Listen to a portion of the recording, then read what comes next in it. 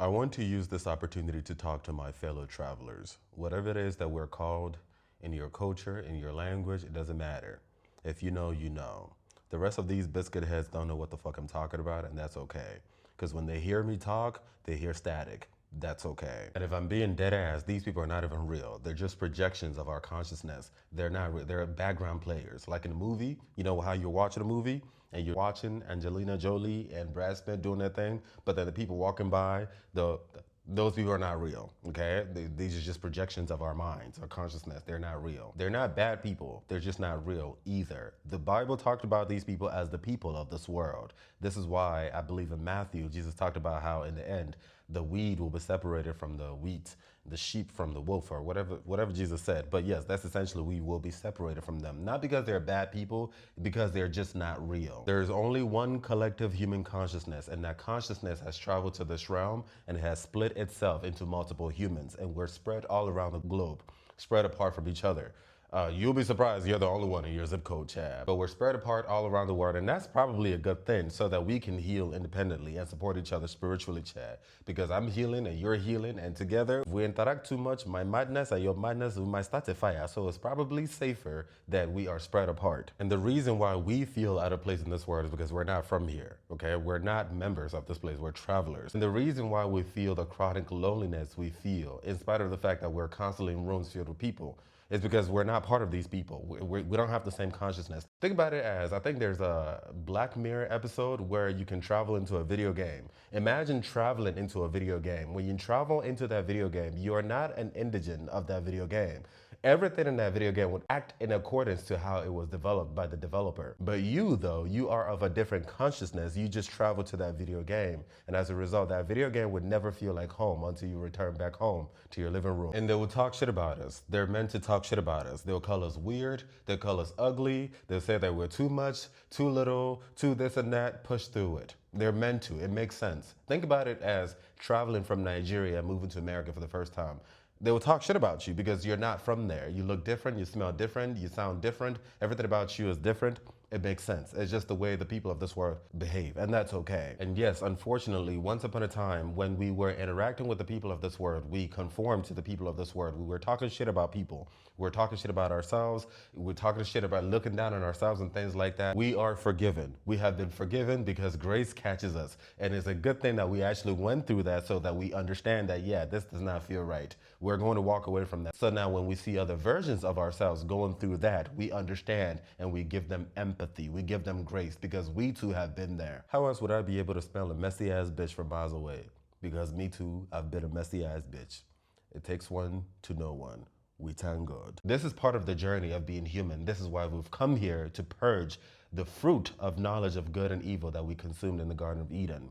In order for you to know good and evil, you have to be good and evil. You have to experience that polarity yourself. That is why we've been here, to experience the polarity of good and evil. You cannot know one without the other, and we should be grateful that we're experiencing both of them. Our ego will try to hijack that and trigger shame, but you must push through it. So yes, if you've been a messy ass bitch at some point in your life, give yourself grace. It was meant to be. And do not let your ego hijack that and try to make you feel shame. Fuck that, because this is human. The spirit is one. Push through it. Our job is not to conform. We're not here to conform for shit. There's nothing in this fucking world that's worth conforming. Your job is to do you. There's a reason why your soul has traveled to this place, so you have to do that. When you do that, when you're aligned with who you are, the real reason why you have journeyed into this place, you shine. And this is how we recognize each other. And you will be surprised the people in this realm that you share consciousness with. Important people in government, in leadership, people who are millionaires, possibly even billionaires. We are a body. The entirety of us is a body. You are never truly alone. You'll be surprised. Let's say, for example, when you went to that visa interview and you got that visa, even though you were not very prepared at all, that's because a split consciousness version of you gave it to you. If you notice, every single time that you needed someone, there's always a stranger.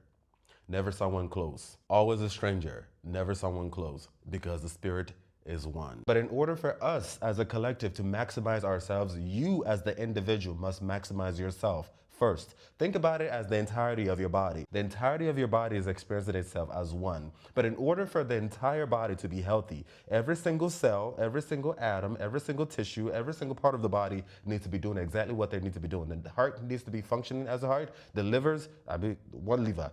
The kidneys, the fingernails, the hair, the skin, the nose, the lungs, everything needs to be functioning. This is how the entire body is awake. So you ought to be doing exactly what you ought to be doing, whatever the fuck that is. If you work at Walmart and it feels right to you, keep doing it. Don't let a clown biscuit head doctor try to shame you that you don't have a doctorate. That's okay. If your karma feels right for you to be in Nigeria doing whatever the fuck hustle you're doing, keep doing that. Don't let anybody who has jackpot to America try to shame you and make you feel like you are less than just because you don't have an American visa. We are not here to conform. If you conform, you are hurting yourself and subsequently hurting the entire body. Once you conform to the carcinogenics of this world, you become cancer. And we all know what cancer does to the body. We thank God. That is what sin is, deviation from that which is natural. And the wages of sin is death, death and spirit. You are hurting us because the spirit is one. So yes, let them talk their shit, child. Where the fuck we came from is way more demure than this shit. Way more demure and pristine and royal than anything this universe and beyond can ever spit out. Because eyes have not seen, nor ears heard, and nose smelled, or tongue tasted. I don't even know what the Bible said, Chad, where we come from. Because the human mind cannot comprehend it. The human mind can only exist in this realm. We come from a place way more pristine than this shit. So let them talk. Now them get their mouth, make them talk. We thank God. But don't worry about the loneliness, Chad. Do your best. Whatever the fuck you have to do, whatever you need to achieve in this world, work on yourself, do your thing, and push through that loneliness. Because when I tell you, at the end of the day, we will go back to oneness out of this realm and we will have infinity forever, okay? Right now, if I need to cut your ass off so I can keep doing my thing, not a problem. If you need to cut me off so you can keep doing your thing, not a problem, Chad. Stay right there and keep healing. While I stay right here and keep healing. We will have infinity. Okay, to bond back again because oneness is in our DNA. The spirit truly is one. Now, that being said, how do we get the fuck out of here? Humility.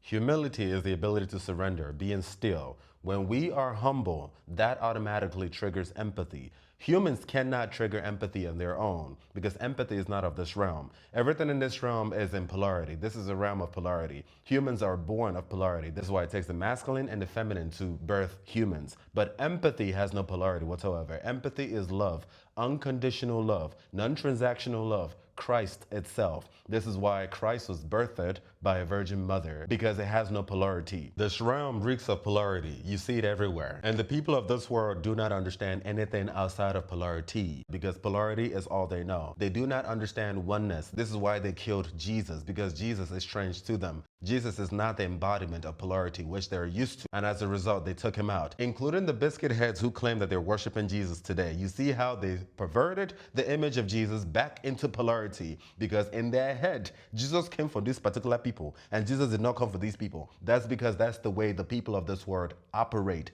Polarity. They cannot deal without polarity. This is why they love you today and cancel you tomorrow. They love you today and shame you tomorrow. Even though true love never expires, because it comes from a place where time does not exist.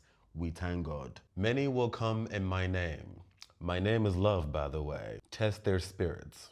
And the best test to give anyone in this realm is the test of time. Their love always expires. Always expires. Always.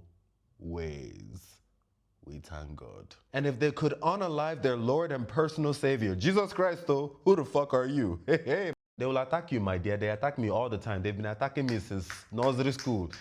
But shout out to Thick Skin Chair. Who chair? You must be still first. You must be humble first. You must let go first. Then it will trigger empathy. And then in empathy, we'll see that we are truly one. This is why Jesus said, no one can get to the Father except through me. We cannot go home except through empathy, understanding that we are one. So you must let go. That will trigger empathy. So the process of triggering empathy is usually when you've gone through some hard shit, okay? We've all gone through some hard shit, Chair, every single one of us, but you must let go. A lot of people have not let go. A lot of people have now, you must let go, you must forgive your mother, you must forgive your father, you must forgive all the people who did whatever the fuck they did to you. Even as a child, you must let go because all of that was meant to be. All of that was prophecy. It was all a gift. There's no negativity, there's no positivity. It was all a gift. God's divine power has given us every single thing we need to navigate through this world. The ego will try to pervert it and tell you that these things are good and these things are bad. Show the good and hide the bad. No, you must fight that because truly, where we come from, there is no polarity. You must close that circle by embracing all of you. And the way to do that is in surrendering. This is why the Bible said, be still and know that I am God. And once you do that, it will trigger empathy.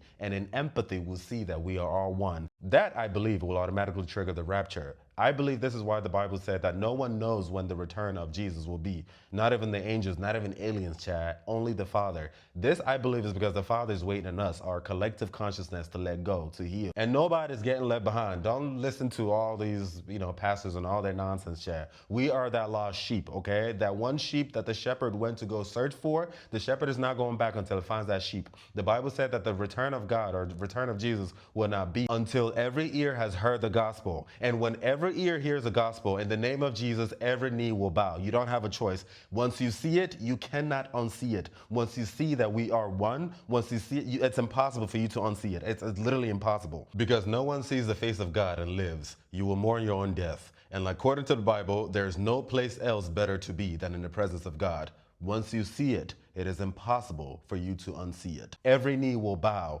That will automatically trigger the rapture. So you owe it to, if you want to go home like me, bitch, keep working on yourself. I want to go home, so I'm working on myself, okay? In working on our individual selves, we light each other up. There's a lot of so-called haters watching me right now. You don't hate me, Chad. That's just your ego. That's okay. I've been there myself. I've seen people doing more successful than me. At least that's what my ego told me, and I was jealous of them until eventually it hit me. And they lit me up. Now it's my turn to light your ass up. Keep working on yourself. If you love me as you claim, keep working on. If you need to go to therapy, go to therapy. If you need to cry, cry. Do whatever the fuck you need to. We need to trigger this rapture. I want to go home. Me, I don't tire.